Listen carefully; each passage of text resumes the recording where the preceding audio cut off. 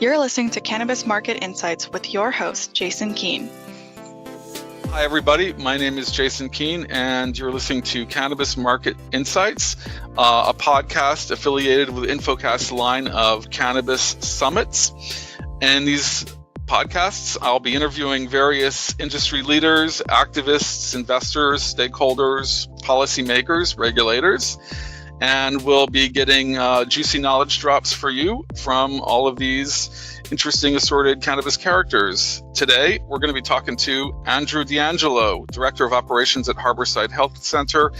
And most of you probably don't need much of an introduction to Harborside. They've been around for a long time, going back into the aughts, and have helped to spawn other important projects and brands like Steve Hill, Arcview, and Oaksterdam, all of which will probably be familiar. And Andrew was kind enough to take about 45 minutes out of his busy day to talk to us, not so much about the nitty-gritty nuts and bolts issues of the supply chain and the distribution models in California, but the kind of broader story around cannabis and the cannabis supply chain and marketing and some little politics. And rather than summarizing what he says, let's just dive right into the interview. Here we are in California, 2018. We're getting towards the end of the first year of mandated testing and mandated compliance, with all of the state level regs and then whatever, the municipalities have set up. So basically, most cannabis operators and entrepreneurs are basically just battered, and there's just a nonstop, onslaught of hurdles and hoops and details and new costs and challenges. So, like for you, as Andrew DeAngelo, what motivates you to keep on going through all of these challenges? Well, Steve and I have always been mission driven when it comes to cannabis, and for good or for worse, I've been doing this for 35 years, my entire adult life. And I remember a much darker and more difficult time to be involved in cannabis in the 1980s, and the first, 6 years and 11 months of the 1990s. Until we got Prop 215 passed. So right. Things were much more difficult then, and much more traumatic, much more dangerous. I was working with the plant during that time. So I have a little bit different context than a lot of folks that are who just jumped in the last 5, 10, 15 years. But I will say that it's been a very difficult year. A lot of legacy folks are realizing that perhaps they don't have the skill set, or perhaps they don't have the resources to compete in a more regulated marketplace that is complex and difficult to navigate, and that just requires Herculean efforts to create a profitable business model right now, particularly in retail. Other parts of the supply chain are probably a little bit more profitable right now than retail is. But I think everybody in the supply chain is struggling to break even, maybe do a little better. And that's why we're seeing a lot of people sell and leave the space. We don't intend to do that. Obviously, we've had some different types of financing strategies to help us bring money in so that we can grow the business and compete. But I've been doing this for too long to stop. And, for me, it's all about getting the plant into as many people's hands and bodies as we can. I think the plant does most of the work for us. We're merely the hands and feet and voice of the plant. The meaning and the impact of the plant, the plant sort of takes care of that for us. So, and I truly believe that if we get cannabis in the hands of enough people on Earth, that those endocannabinoid systems will be engaged. Homeostasis will begin to occur, not just with our physical bodies, but our moral compass, our compassion compass, our empathy compass, and we will begin to do the very hard work of creating a sustainable global economy and world that we can pass on to our children.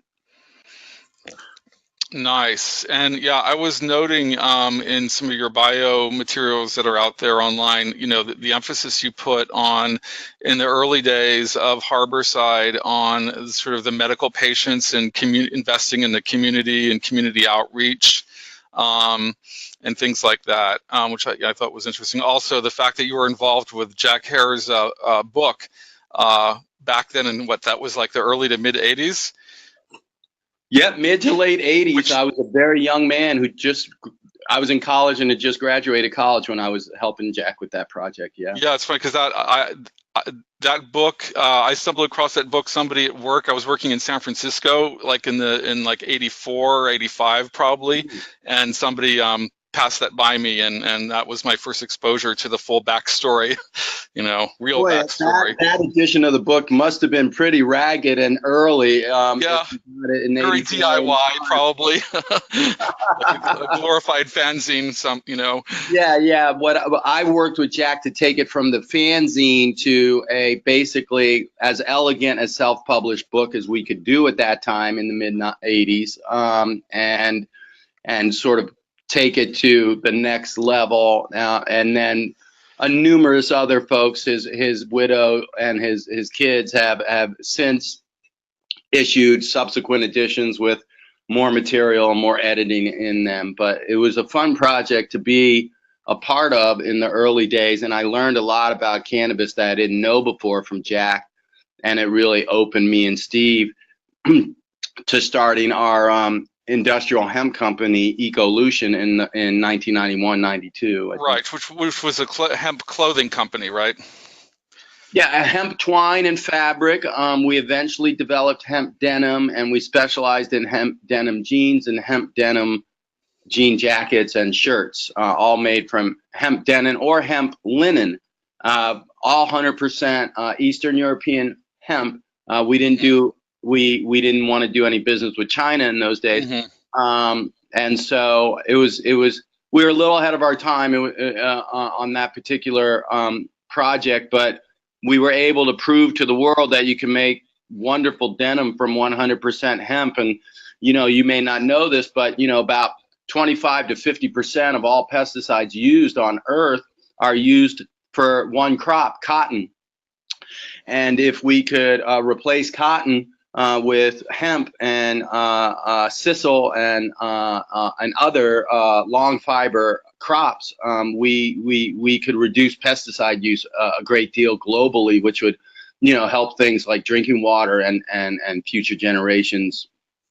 Yeah, huge repercussions on ecosystems, and also, hemp has a much lower water appetite too, compared to cotton and some other crops. But it's interesting because this sort of shows that you guys, you have had a much, a broad vision, which you articulated just a couple minutes ago. But it's not just about, operating dispensary and selling bud. It's a much bigger picture of, where all this is going.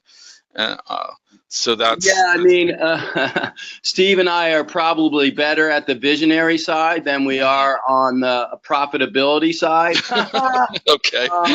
But that's okay. I think that that's sort of what our role is, and we're happy to do it, and we're starting to bring some other folks into the Harborside family who perhaps are better at the profitability side than we are. Right.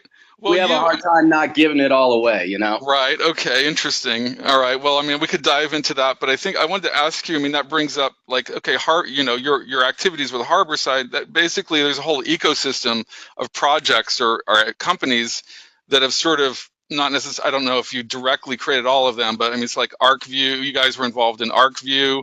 Yep. The origin of Steep Hill was sort of a side project. Oaksterdam on the educational front. and all of those are, helping to set the whole trend of the whole scene, really. Yeah, we felt like it wasn't just about building a business when we opened Harborside, because 2006 was a much different landscape than it is now, and even in Oakland, with a fairly progressive community, was very nervous about issuing permits and having retail dispensaries in the community, and hence all the community outreach we did at the beginning was really designed to make the community comfortable and to have the community learn that our intentions were good, and we weren't just trying to sling weed, but we're actually trying to bring a variety of benefits to the community. So we wanted to demonstrate that, and it was very important that we do that. And we found ourselves wanting a lab to test our medicine, but there weren't any labs to test medicine at that time, and none of the labs that were open, that were testing things like agricultural crops and food crops, they wouldn't test cannabis. And so sometimes necessity breeds invention, and that's how these visions sort of happen for Steve and I, is we see a need or a problem in the supply chain or in the movement or in the industry, and we try to either solve that problem ourselves or gather a group of people together to spend more time than we're able to solve the problem. And hence Steep Hill for the lab, and ArcView was an effort to bring high net worth individuals, family investment firms, venture capital into the space before Obama's term was up, so that we could get those stakeholders into the industry to sort of strengthen our firewall against the feds. So those two efforts, again, the lab was about making the community feel safe about what's in our products. Our view is about getting more stakeholders into the industry to protect our firewalls. Harborside Retail is about making sure that presence in the community is bringing benefits, not harms, and benefits that are over and above just the cannabis itself. And now with trying to build a supply chain in California that's diverse, that has small, medium, and large players in it, that allows us to that allows just about anybody in California to do something very natural that ought to be very simple, and that's engage their own endocannabinoid system with external cannabinoids. The fact that it's easier for you to fill up your gas tank in your car or go get a fast food cheeseburger in this state, but it's harder to get cannabis and engage your own endocannabinoid system, which the good Lord gave you, is a travesty. It's wrong, and we have a lot of work to do to fix it, to get it right. Engaging your endocannabinoid system with external cannabinoids ought to be the naturalist, easiest thing in the world to do, and it's not. Check. Totally there with you. In that, I mean, we could branch off into a conversation on the medical research side, but you use the word diversity in the supply chain or in the ecosystem for a sec, so that kind of goes to one of the questions I had for you. There's an argument that's floating around right now as everybody's looking at the scaling of cannabis right now with all the crazy, investment money and going into the Canadian LPs, and the growth of the states rolling out their adult use program on the East Coast.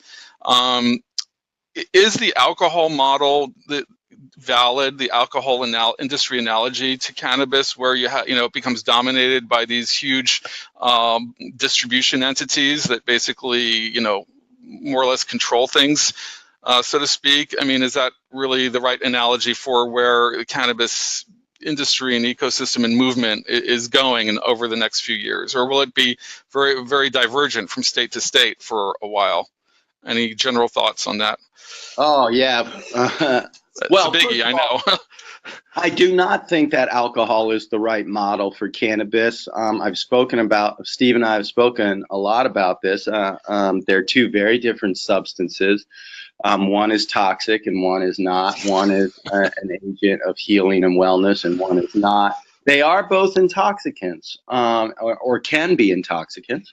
And that's about the only thing they have in common. Even the intoxication experience with alcohol is much different than the intoxication experience with cannabis. So I think it's a big mistake. I think the reason it's getting classified and modeled next to alcohol is because we don't have a lot of creativity in our elected officials. We don't have a lot of creativity, frankly, in our business leaders and our entrepreneurs.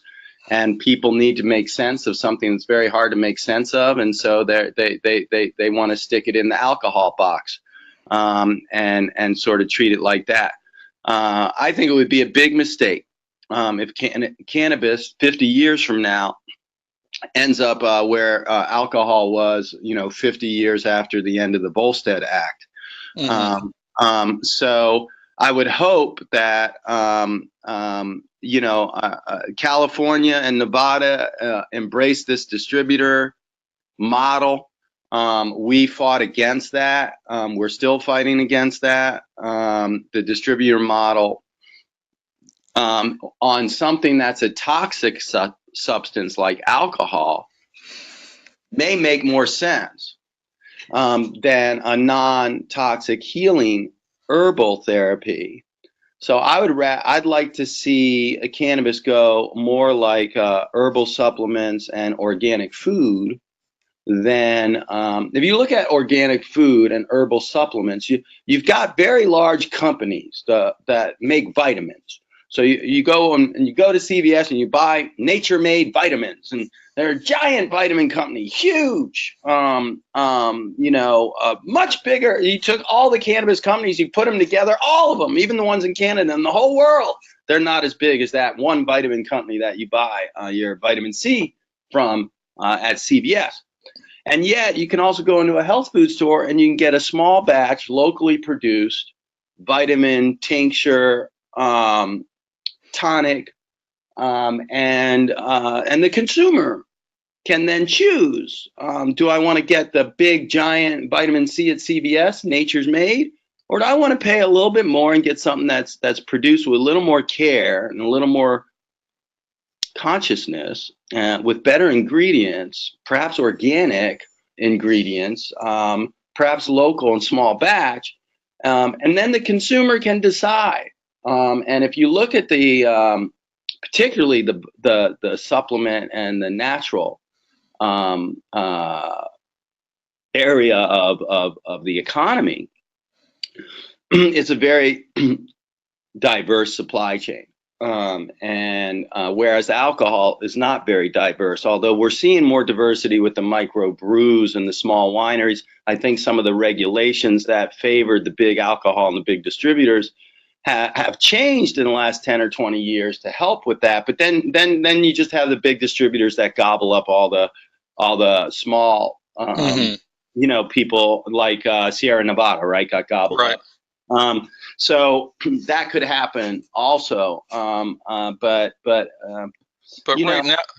now, as you pointed out, Nevada and California are focusing on this distribution model. I mean, in other states, the cannabis industry is regulated by completely different agencies, right? Yeah, it varies, pretty widely. You can have a small family business in Washington State that can sell directly to, without a distributor. As long as everyone's licensed and compliant, they can do business together without getting any additional licenses, is my understanding. Mm-hmm.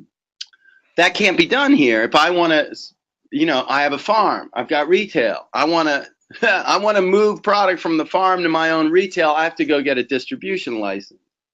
I have to pay a lot of money for that. I have to have a separate premises and all this other stuff. Right, with all of the zoning and the detailed security and stuff. It's just barriers to entry. It's all it is. just barriers barriers to entry to hurt small family businesses, and so I think that there's been a lot of talk about the 1 acre cap. In fact, Jackie asked me about that. She beat me up a little bit about that a few weeks ago in San Jose, and I said, look, the distribution model is screwing the small family business a lot more than any cap on any acreage ever can hope to do, and we ought to focus our attention on that. And we ought to focus our attention on lowering the barriers of entry rather than telling a small farmer that once they're successful on 1 acre, they have to stop and they can never be successful bigger than that again, and they can never send their kids to a better school, and they can never grow, and they can never do anything more than 1 frickin' acre. Mm-hmm. Are you kidding me? Mm-hmm. What is this, Soviet Union, 1975 here in California all of a sudden? And not only that, it just won't work. It won't meet demand, and it won't actually keep prices high, which is what the motivation of the 1 acre cap is. But we can waive licensing fees. The governor just announced, I think it was $20 million that he's going to give out in grants to small farmers. Was that through the social equity mechanism? Social equity, that's $20 million we didn't have before. Right. And these are the kind of creative solutions that we have to embrace. I wish that 20 million was 50 million. We'll get there.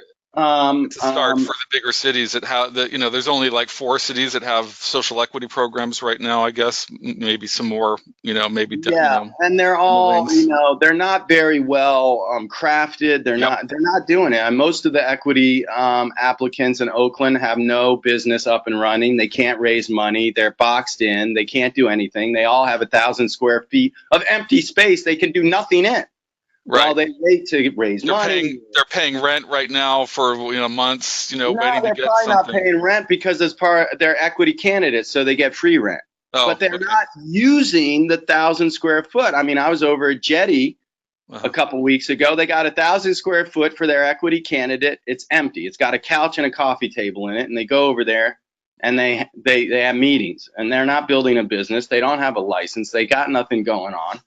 And they're not contributing to the supply chain or the community. Now, I don't know all the different reasons why that particular equity candidate's not up and running yet, but we're just not seeing it. And we're 10 months into this thing, and I'm just not seeing this supply chain in Oakland being really vibrant and diverse with both equity and non-equity, small, medium, large, all. It's just not happening. People are just struggling to get a license. They're just struggling to get an inspection. They're just struggling to get through the queue. And as you mentioned,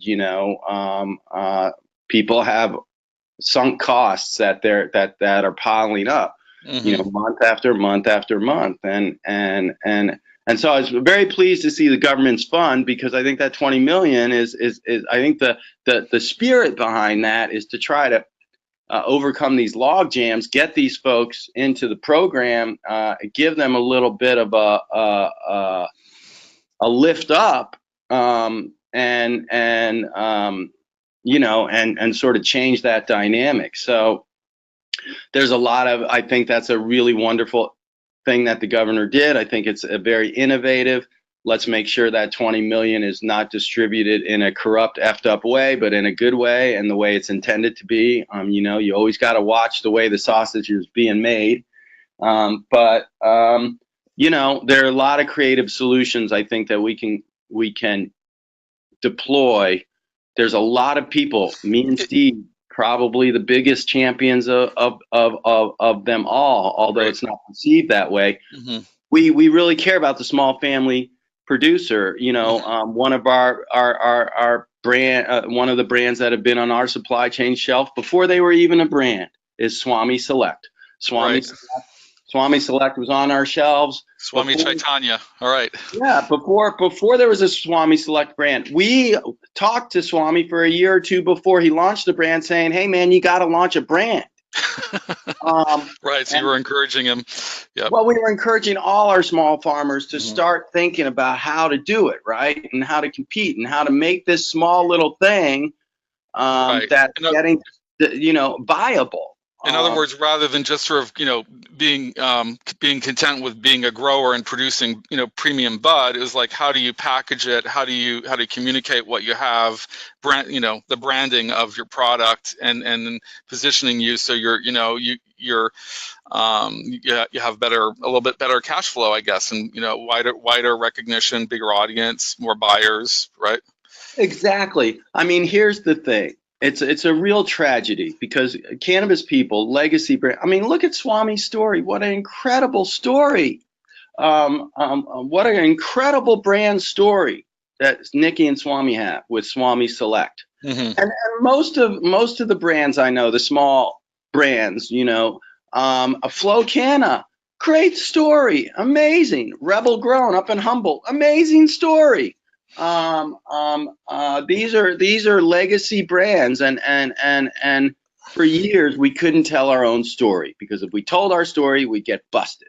Right. Okay. So this is going to my, the other one of the big questions I had for you. Yeah, is like, how does Canna tell its story? Yeah. You get busted if you tell your story. So people didn't tell their story, and they became afraid to tell their story, and they didn't get good at telling their story. They got good at hiding their story. And it made it a very difficult jump for them. So I'd say, hey, you got to tell your story. And they'd say, what do you mean? I can't tell my story. And that stigma and that prohibition, that mentality, we all had we had to learn how to hide more than we had to learn how to tell our own story. And so it really inhibited us. And it was something we had to get over. It was one reason Steve and I did so much media in the beginning when we opened Harborside. People thought we were crazy. They really did. They thought, you guys are going to get busted. You're going to get everybody else busted. You went the other way. You ran into the line of fire, sort of. Well, we told the story. We didn't have anything to hide. All right, come on in with the camera. Take a look. All we're doing is buying bulk bags of cannabis, packaging it up into little bags, sending it to a lab, getting a lab result, putting it on there, sending it out on the floor, and selling it. And we're creating a community center. We have healing here. We have events in here. We have support groups in here. We're doing all of this. This is the model. We have nothing to hide. We're loud and proud. And it worked because transparency is our number one tactic to reduce stigma and to get the world to embrace cannabis and to just get over all this prohibitionist stigma that we're all carrying around. My God. Right. There's still a huge residue of it, and people are still kind of fearful and defensive, even as they're coming, step by step, into the kind of open, quote unquote, white market or whatever. I still have PTSD when people ask me, what do you do for a living? I still get PTSD when I'm like in mainstream society and I'm at an airport or something and I'm talking to somebody who's from mainstream society and they ask that question pretty quick in the conversation, what do you do for a living?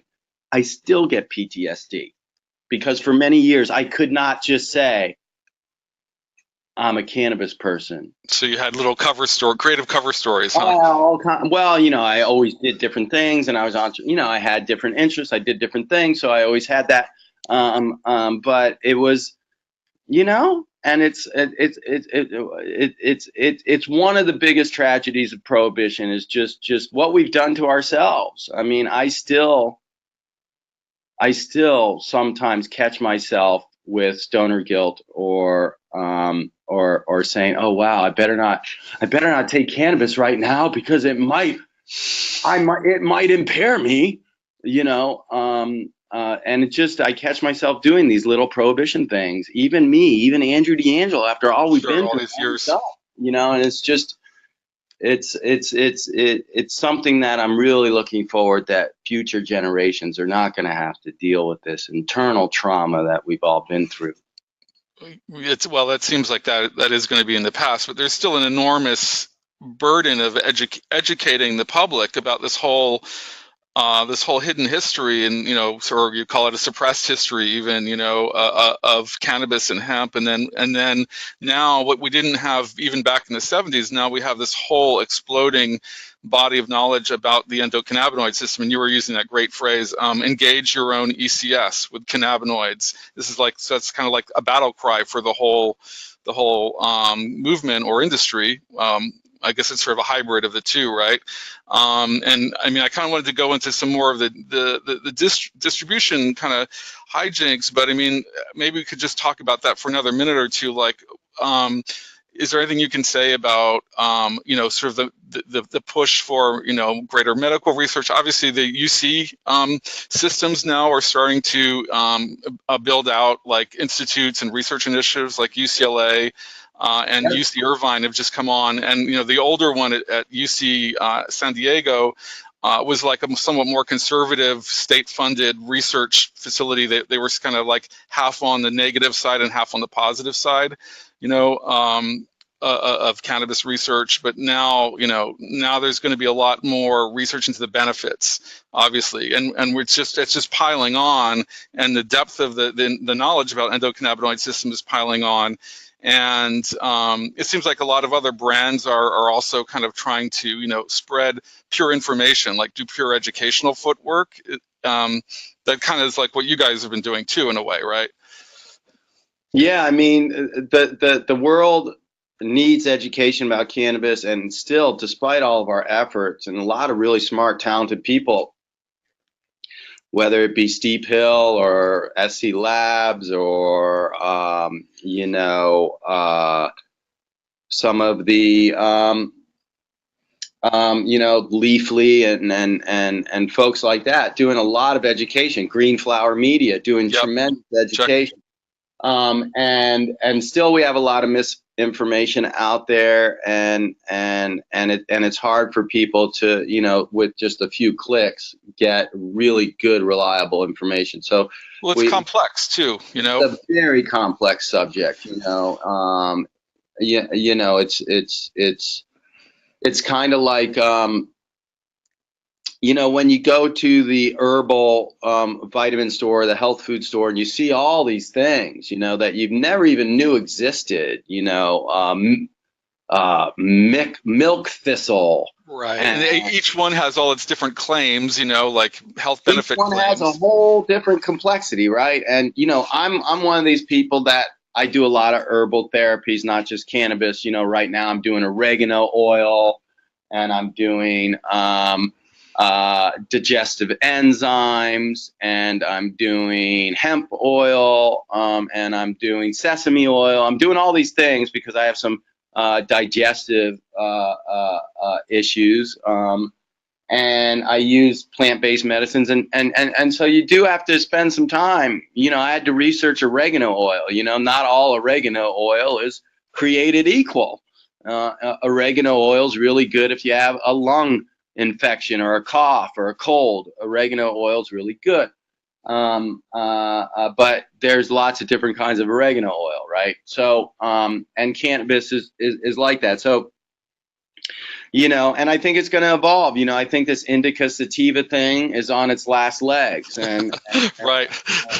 And it's gonna die a slow, hard death. But there's going to be a different operating system other than indica sativa that people are going. Someone's going to create an operating system that allows people to navigate the cannabis choices with just a few clicks. Okay, so Candescent have taken a shot at that with their current kind of packaging. I've noticed they have sort of they created their own sort of like informal sort of like describe, they kind of attribute each brand is defined by its effect, or what they kind of simplification of the effect. I mean, the problem with that is it's not science-based. Right. So, right, exactly. So you're talking about like this is an operating system. Somebody's going to come up with a framework, like a more quote unquote rigorous or science-based framework for people to understand And of course, like there's all this stuff coming out about the terpenes, the effects of the terpenes, and they can have their medical, benefits too. That's another part of the story that's just come out in the last 3 or 4 years. Maybe. Yeah, terpenes are I'm assuming that an operating system that's relatively simple for people to understand will be created, but maybe it won't be. Maybe cannabis is just one of these inherently complex things that is by its nature complicated and contradictory. Right. And that if you want to engage with it, you're going to have to roll up your sleeves and learn a few things about it. It's kind of like, well, this is not a great analogy, but it's the best one I can think of at this moment. But when you turn on your tap water in California, you don't know what's in the tap water. And you got to ask yourself, wow, should I drink this tap water? And that's a complex subject. You don't know what's in it. You've read all these horror stories of Flint, Michigan and everything like that.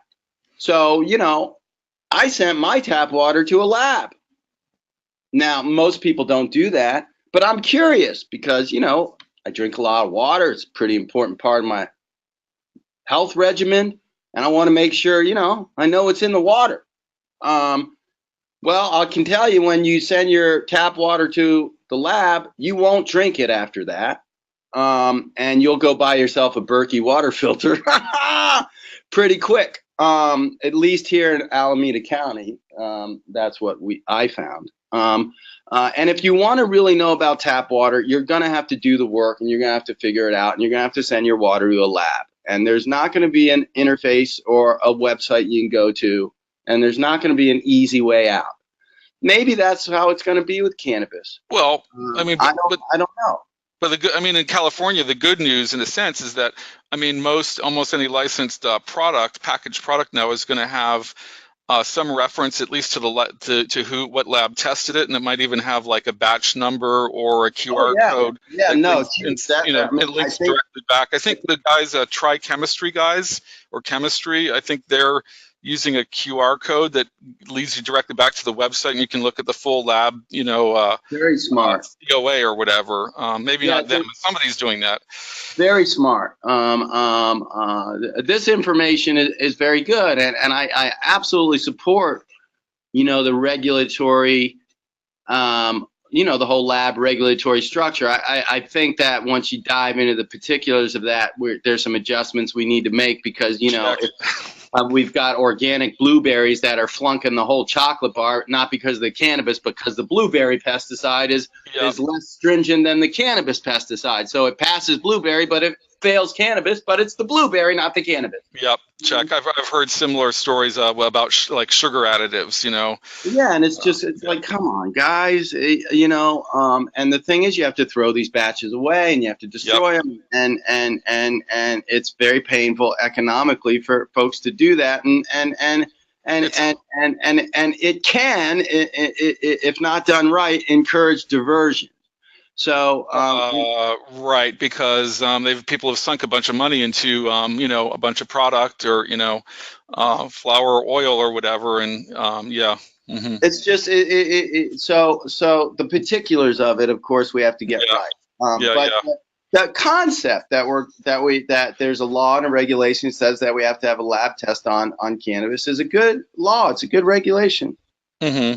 Well, I'm kind of tempted to just go a little bit more with this sort of since we're talking about like the big picture, the big story here of how cannabis will be perceived and consumed over the next few years as it opens out to a broader public.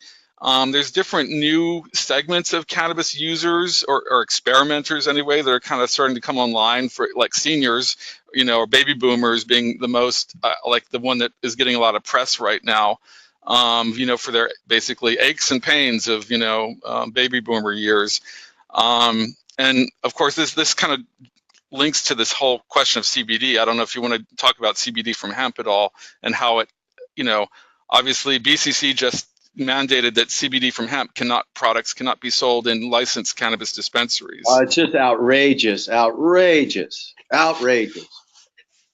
So yeah, Okay, so you I object think to that ruling. Okay. Oh, absolutely, Yeah. I object to that ruling. Why would you restrict CBD being sold anywhere?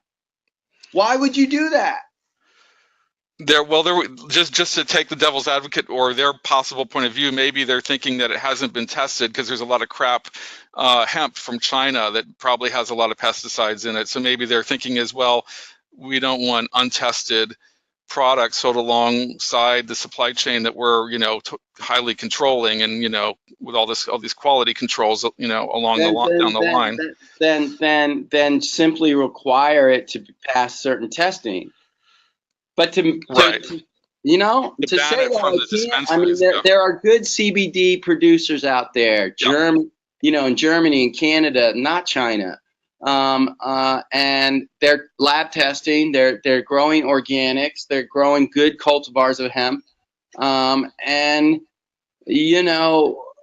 they're scaled.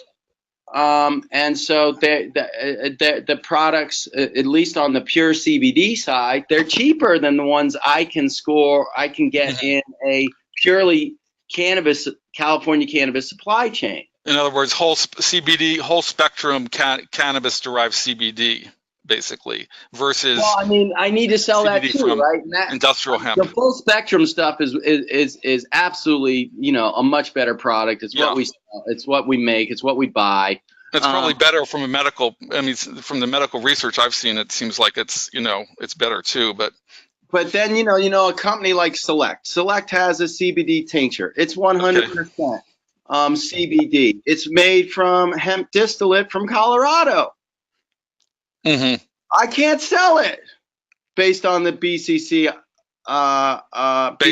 regulation. Right. Well, that's dumb. That's stupid. It's coming from Colorado. It's not coming from China. It's being tested. Right. It's a distillate. What the hell? So I think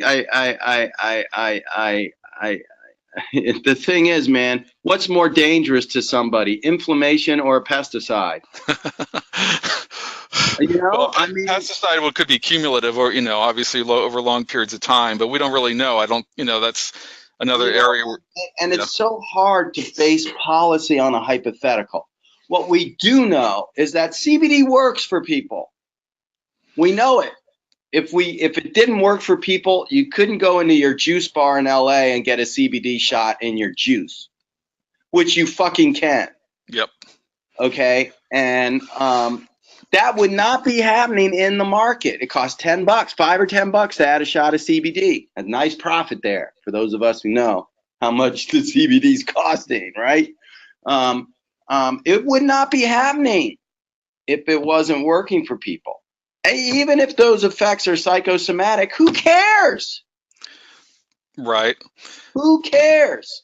Okay, and we know they're more than psychosomatic. We know that it's an anti-inflammatory molecule. So, so I think that again, you're throwing the baby out with the bathwater a little bit on the hemp CBD regulation. And we find ourselves sitting in hell on a road of really wonderful intentions. So we got to be careful. Check. Yeah. So that, it's like right now. The CBD and the licensed cannabis conversations are they're sort of traveling these parallel tracks, but they seem like they're obviously kind of supporting each other, and to the extent that it all goes back to why do cannabinoids work? Because humans have an endocannabinoid system, right?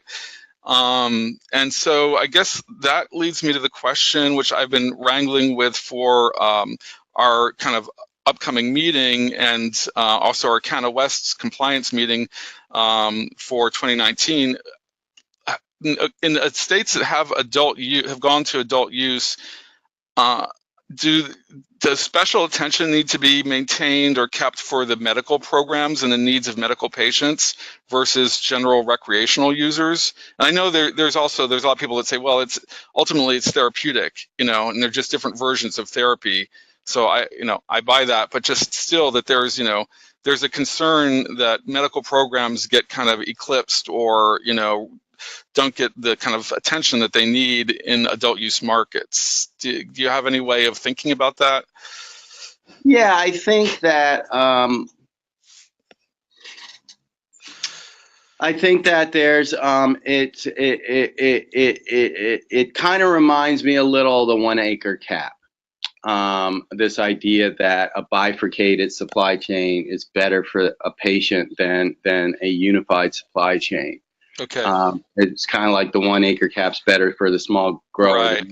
than not. Mm-hmm. It's actually the opposite. So right now, I think the 1 acre cap would hurt the small grower more than it would help the small grower, and I think that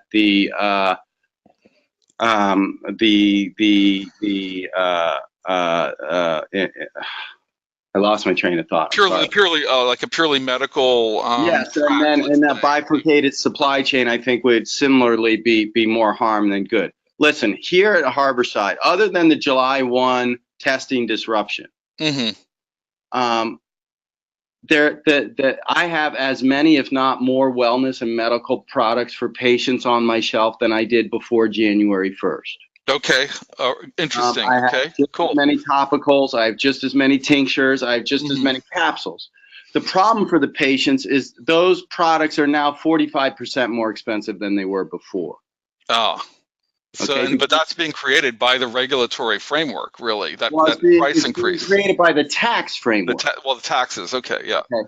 All right. So a more creative solution is waive all the taxes for the patients. You worried about the patients having access to the medicine? The products have survived. The products are on the shelf. The products haven't gone anywhere. The market for these medical products and these wellness products much bigger than so-called recreation products. There's only so many people who want to get blasted on weed all day long, no matter how legal it is. About 20% of the populace, pretty much. Yeah. Whatever it is, whatever the number is, it's not 90%.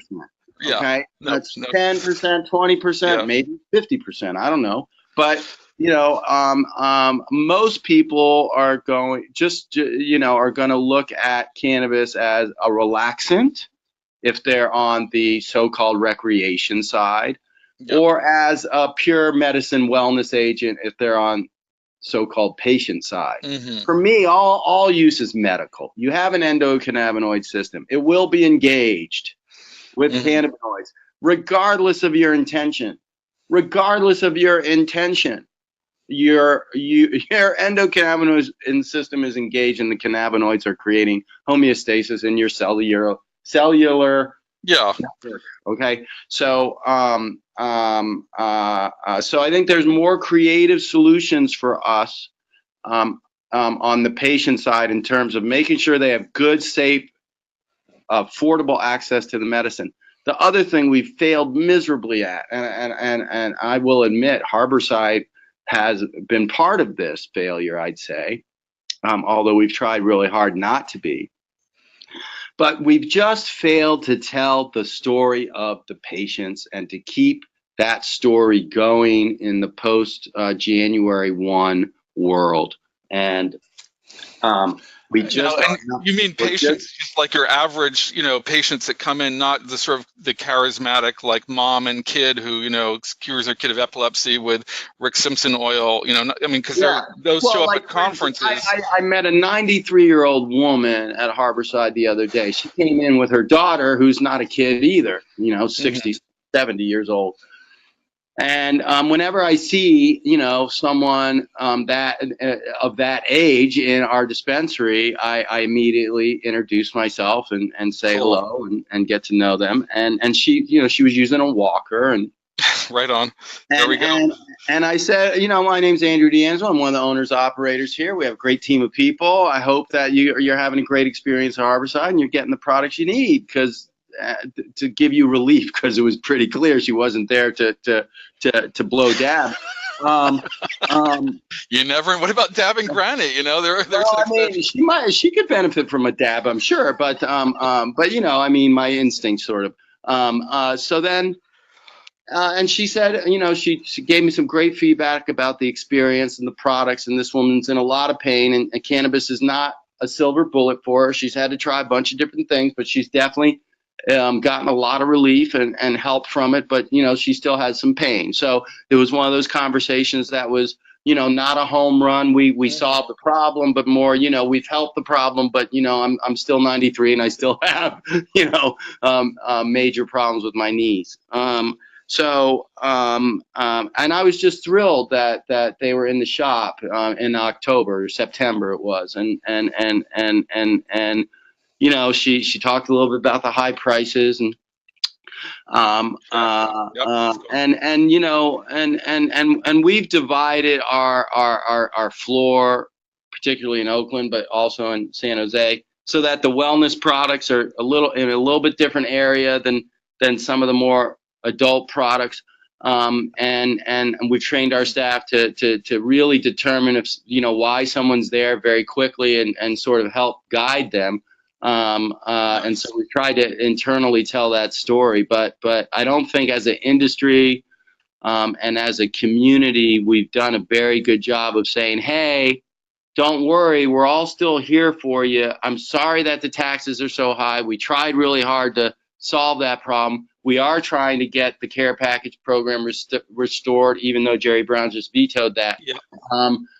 But you know, and just tell the story to them and say, we're still here for you, and the products are still here for you, and we're really sorry that you know, the price points are so much more now. But we are proud that you can be sure that these products are lab tested and you know exactly what's in them, and you know, the potencies are you know, titrated for different populations and groups, and just educate and talk to folks. We got to do a better job, you know, talking to those folks, because a lot of them are in the underground market now, because all I can say is I'm sorry about the taxes. I can't really do anything about it because we lost those battles this year. Well, maybe that can be fixed going forward in the next year, you know, half year, or, you know, next year. So, I mean, that's pretty much what you're putting a call out basically for, you know, for everybody in the movement industry, for, you know, from, you know, to do that in their own social media, you know, and media activities, but also maybe there's some collaborative efforts of, you know, I mean, or all the, you know, different associations and institutes. I mean, ASA and you know, Americans for Safe Access, and there's a whole bunch of different little groups, and you know, that all have kind of, you know, are trying to chip away at this stuff from one angle or another. So, yeah, I'm not sure what ASA's doing these days. I haven't heard from them in a while. Their last thing was in opioids. In 2018, they had a push on the opioid issue, but I think they're more focused on Congress than out the, you know. Yeah, I know Steph's in DC there. She does a great job. She's, you know, she's a real firebrand, and she represents that group really well. And I think it sounds like they have a more of a national strategy than a regional strategy. But you know, I think when I run into patients or doctors out there and they express their disappointment, what I hear mostly is not, you don't have the products that you had before. I hear about prices being too high for them. Mm-hmm. And I hear they just emotionally and spiritually feel a little left behind and a little left out. And that's why I say we have to tell that story a little bit more. We just need to connect with these folks. We're not connecting enough, and it's not our fault. We're all running around with our heads chopped off trying to comply with this thing and build our business. We literally have not had the time and resources to, or maybe it's the will, or maybe it's just the discipline, maybe it's all of those things. But the folks that were our bread and butter for many years, you know, we need to do a little bit better job, maybe more than a little bit better job, of just connecting with them and making them feel safe and comfortable and good about, you know, the program now. Check. Well, super. So, I mean, we've been talking for about 45 minutes, so I don't want to, eat up too much more of your day unnecessarily. I mean, I think that was good that we kind of covered a lot of really like broad aspects, and in November at the event, you could probably wind up talking, your head off about all the nitty gritty headaches and issues, Sure. people are dealing with in the distribution. It'll be a more granular discussion in November, because it's all going to be supply chain people one way or another in Pretty the much. room. So it'll be fun to have a conversation with people that are all experts, Yeah, exactly. Great, Jason. I mean, I love doing these kind of things. Keep me in mind, wherever you are, whatever you're doing, I'd love to help. And it's been great talking with you today. Really looking forward to November. Thank you so much for your time, Andrew. You're welcome. Okay, well, so that's all the time we have for today. Thanks again to Andrew DeAngelo from Harborside for sharing his insights with us. Thank you for listening in. Tune in next time for our next installment of the Cannabis Market Insights podcast series. Take care.